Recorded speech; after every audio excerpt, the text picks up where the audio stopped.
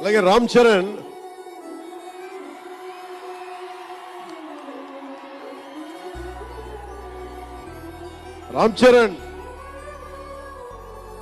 అదే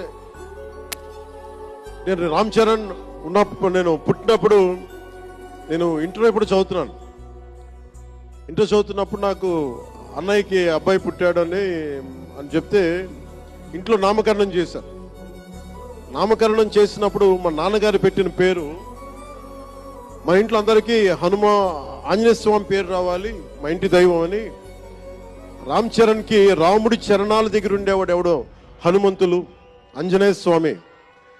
నిత్యం బలం ఉండి కూడా వినయ విధేయతలతో ఉండే వ్యక్తి ఆంజనేయ స్వామి. అంటే ఎంత ఎదిగినా, ఎంత శక్తిమంతుడైనా, అడిమాది అష్టసిద్ధులున్నా తన శక్తి తను తెలియకుండా ఎదిగే కొద్దీ ఒదిగుండే ఆంజనేయ స్వామి లాగా ఇతనికి రామ్ చరణ్ అని పేరు పెట్టాలని చెప్పి మా నాన్నగారు ఆలోచన చేసి తనకి రామ్ చరణ్ అని పెట్టారు.